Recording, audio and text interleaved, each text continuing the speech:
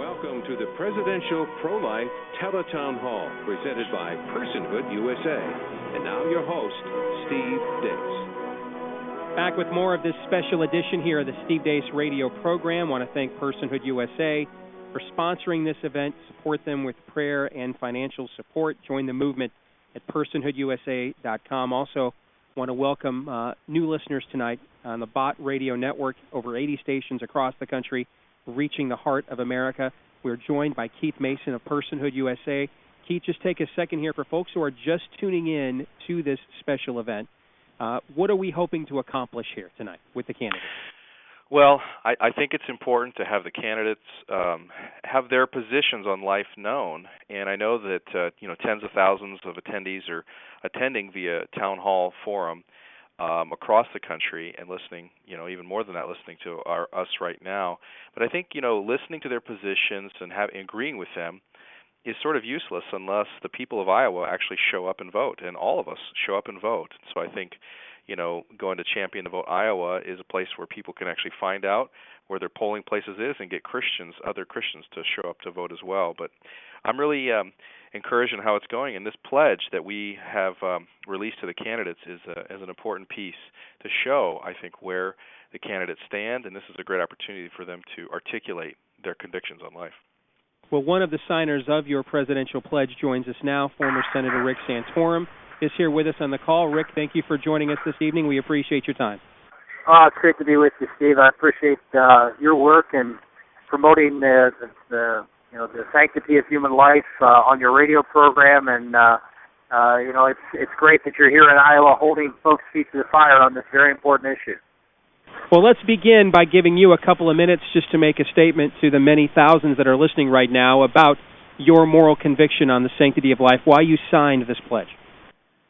Well, as I've said before, I believe that this is one of the central issues, if not the central issue. It's one that's put in our founding document, that the right to life, and it's in our Constitution. And I want to make sure that everybody understands that when politicians say, "I believe life begins at conception," that is conceding ground, and the ground that we concede is by using the term "believe." Life beginning at conception is not a belief. It's not an article of faith. It's an article of fact. It's a biological fact that life, in fact, begins at conception, and we need to begin to understand that we have to use language that is consistent with what the truth is. And I've said that repeatedly, that I come from my pro-life convictions through both faith and reason. But God and the Bible tell me and teach me that abortion is wrong, and life from the moment of conception, that God knew us in the womb. Yes, all of those things are biblical, but it's also reason, and the reason dictates that we need to respect life from conception until natural death. And so I've had a career in the United States Senate of being a leader on that issue. No one has fought more vocally, both on the floor of the Senate and in the public sphere, for life than I have, and I've done it with a great team of people. It's always been a we effort of organizations across this country, like what you're doing here with this Personhood Amendment, who stand up, who enter the fray, who energize people to join our effort, and that's how we make progress. So I'm excited to be part of this call tonight. Be excited to sign the pledge and committed to all of God's creatures to be protected as persons under the Constitution. Senator, according to the pledge you all signed, you have agreed to, quote, endorse legislation to make clear that the 14th Amendment protections apply to unborn children, unquote. I want to ask you, what would that legislation look like? And as a follow-up, what happens if the U.S. Supreme Court attempts to strike down your legislation and replace it with one of its own edicts denying the inalienable right to life for all persons born or unborn? Would you then enforce the inalienable right to life, or the court's opinion as the law? Well, first, the act would be a very simple one that would recognize life from conception to natural death as what it is, a human life, and that we do not differentiate stages of development from mental capacity or capacity at the end of life as being any less of a person.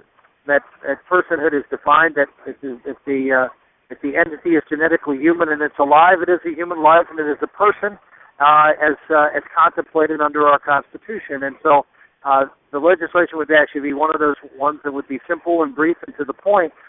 And, it's interesting, in Roe versus Wade, you got into this question as to when human life begins, and as the court went through this ridiculous trimester explanation as to the interest of the state versus the interest of the rights of the child, all of which has been thoroughly, surpassed by the biological evidence that now is apparent. And so I feel very comfortable that we can make the case to the courts and to the American public. I know a lot of the pro-life folks don't want to do that.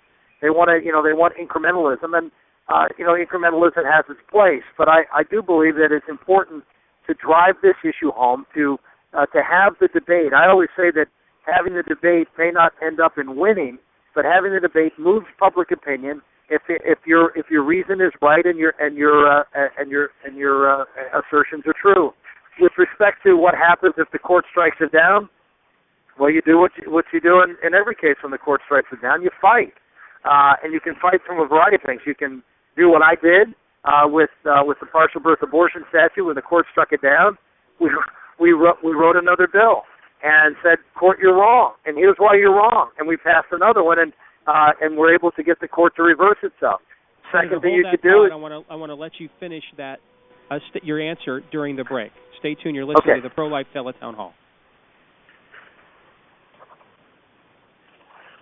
Rick, go ahead. You can finish what you were going to say. Thank you. No, and that you have you can pass a law. That's one thing you can do. The second thing you can do is you can go obviously through the constitutional amendment route, which is obviously a much harder route to take, but it's another avenue.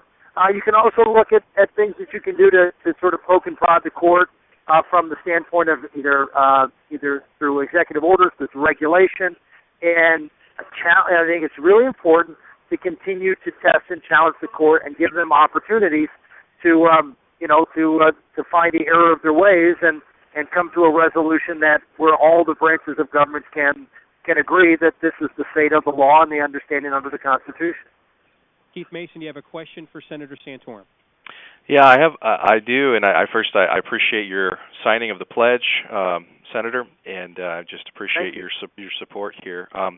Let me pick one here. Jason Jones, founder of IamWholeLife.com. His question is: in light of recent persecution of Assyrian Christians by Muslim Kurds, does the United States have a responsibility to provide for the safety of religious and ethnic minorities in Iraq from genocide? Absolutely. This was one of the areas that frankly, both President Bush and President Obama have fallen short on, and President Obama even more so. I mean, President Obama has gone so far as to say that, and Hillary Clinton to say that they are not advocates of freedom of religion; they're advocates of freedom of worship. Now, that is a foundationally different concept and a much more limited concept. It sounds the same, but it's not the same. Freedom of religion means not just to be able to go publicly worship, but to live out your faith in your life. And that is different than just being able to go to a church and worship in an aggregate setting. So the president has actually taken freedom of religion and narrowed it under his administration to be just one aspect of religious beliefs. And he hasn't even done that with respect to the Assyrians and the Chaldean community up in Iraq.